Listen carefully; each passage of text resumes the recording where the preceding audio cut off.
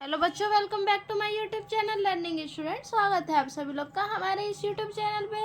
तो आज हम बच्चों आप लोग के लिए लेके आए जो क्लास 12th के बच्चे हैं उनके लिए। आप देख सकते हैं वासुदेव शरण अग्रवाल जी का जो है कि राष्ट्र का स्वरूप, इसका आज हम अभ्यास प्रश्न लेके आए हैं जो कि गद्यांश पर आधारित जो प्रश्न है। और ये जो गद्यांश है बहुत ही ज़्यादा महत्वपूर्ण गद्यांश है और इसमें आपके 10 नंबर श्योर हैं। तो चलिए इसको देख लेते हैं।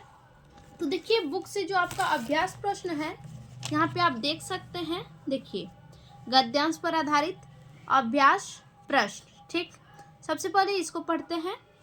भूमि भूमि पर बसने वाला जन और जन की संस्कृति, इन तीनों के सम्मिलन से राष्ट्र का स्वरूप बनता है। भूमि का निर्माण देवों ने किया है, वह अनंत काल से है। उसके भौतिक रूप, सौंदर्य और समृद्धि के प्रति सचेत होना हमारा आवश्यक कर्तव्य है। भूमि के पार्थिव स्वरूप के प्रति हमारा जितने अधिक जागरूक होंगे उतने ही अधिक जो है कि हमारी राष्ट्रीयता बलवती हो सकेगी।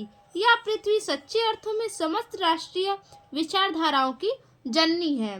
जो राष्ट्रीय पृथ्वी के साथ नहीं जुड़ी वह निर्मूल होती है।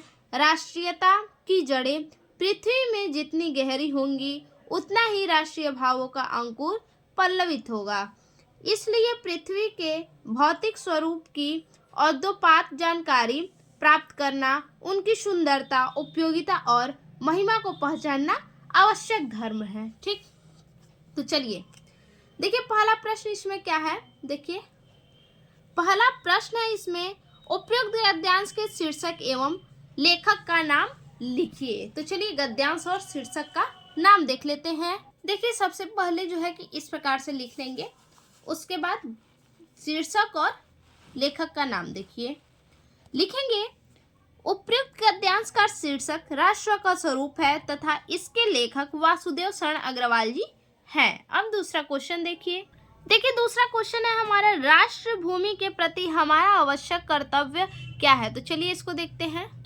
देखिए भौतिक रूप, सौंदर्य और समृद्धि के प्रति सचेत होना हमारा आवश्यक कर्तव्य है। हमारा दूसरे प्रश्न का उत्तर हो गया। अब तीसरा प्रश्न देखते हैं। देखिए तीसरा प्रश्न है, किस प्रकार की राष्ट्रीयता को लेखक ने निर्मूल कहा है।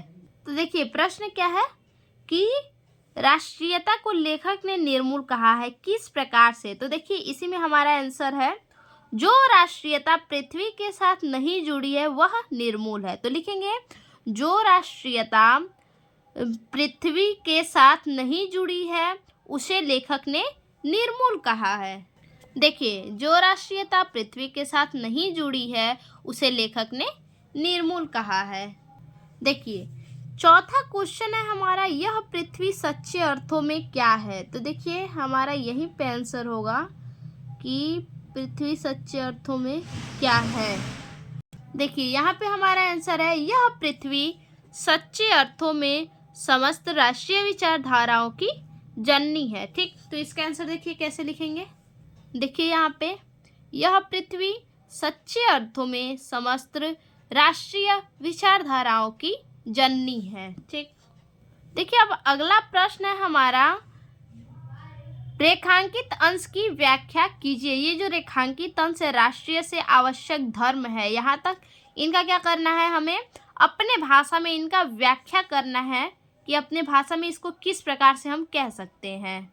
देखिए हेडिंग डालेंगे ऐसे, रेखांकित अंश की व्याख्या। उसके बाद लिखेंगे, जितना अधिक हम पृथ्वी से जुड़े होंगे उतना ही अधिक हमारे राष्ट्रीय भावों का विकास होगा। यहाँ पर पृथ्वी को राष्ट्रीयता की जड़ के रूप में देखा गया है जो हमारे राष्ट्रीय भावों को पोषण प्रदान करती है। ये हमारा रेखांकित अंश का जो है कि व्याख्या हो गया। अब आगे देखिए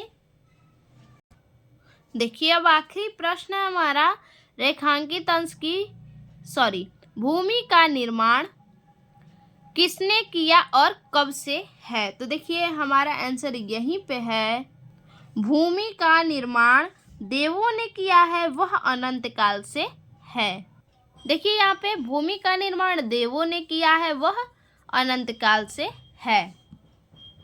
देखिए आखिरी प्रश्न है यहाँ कि भूमि के पार्थिव स्वरूप के प्रति जागरूक रहने का परिणाम क्या होगा। तो देखिए यहाँ पे दिया है कि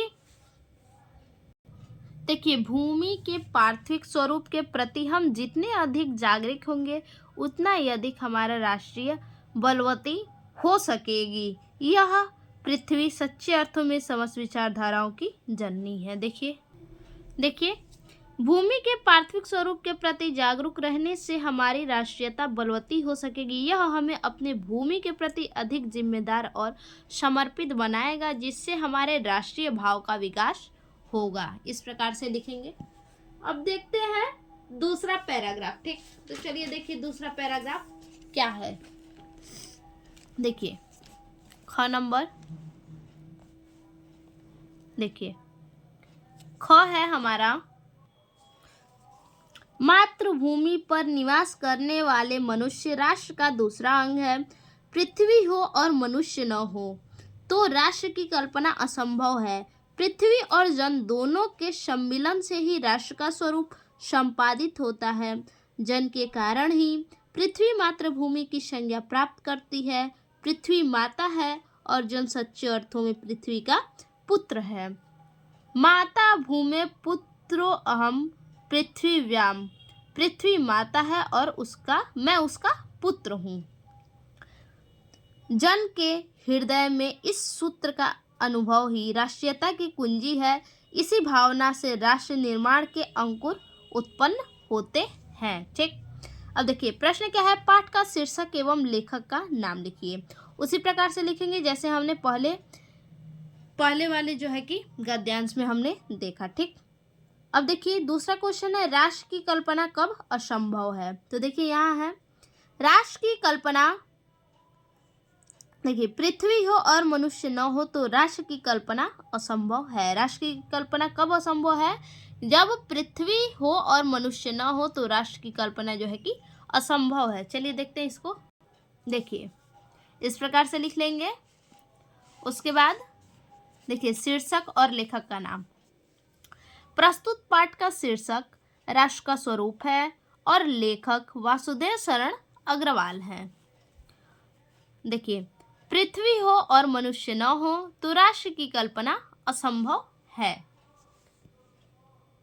अब देखिए दूसरा हो गया। तीसरा प्रश्न है, पृथ्वी और जन दोनों मिलकर क्या करते हैं। तो देखिए पृथ्वी और जन दोनों के सम्मिलन से ही राष्ट्र का स्वरूप संपादित होता है। ठीक, पृथ्वी और जन दोनों मिलकर क्या करते हैं, राष्ट्र का स्वरूप संपादित करते हैं।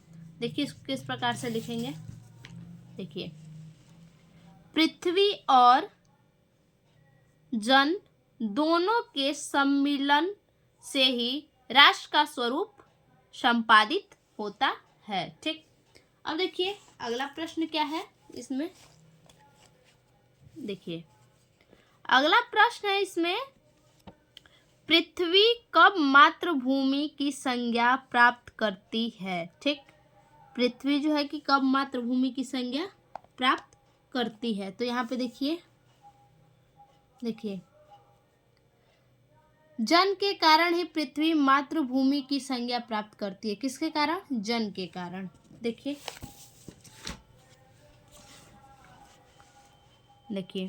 जन के कारण ही पृथ्वी मातृभूमि की संज्ञा प्राप्त करती है। अब हमारा आखिरी जो प्रश्न है पांचवा दूसरे पद्यांश का। देखिए आखिरी प्रश्न हमारा क्या है, रेखांकित अंश की व्याख्या कीजिए। यहाँ पे जो रेखांकित अंश है उसका हमें क्या करना है, व्याख्या करना है। यहाँ से संज्ञा प्राप्त करती है से लेके यहाँ पुत्र है, अपने शब्दों में इसे व्याख्या करना है। तो देखिए रेखांकित अंश की व्याख्या, पृथ्वी को मातृभूमि की संज्ञा इसलिए दी जाती है क्योंकि वह हमें जन्म देती है, हमें पालती पोसती है और हमें अपनी सेवाएं प्रदान करती हैं। इस प्रकार पृथ्वी हमारी माता है और हम उनके पुत्र हैं। यह विचार हमें पृथ्वी के प्रति अपनी जिम्मेदारी और समर्पण को समझने में मदद करता है। ठीक, इस प्रकार से हमारा जो है कि दूसरा पद गद्यांश भी खत्म हो गया। फिर से मिलते हैं ऐसे ही और नए वीडियो के साथ, तब तक के लिए धन्यवाद।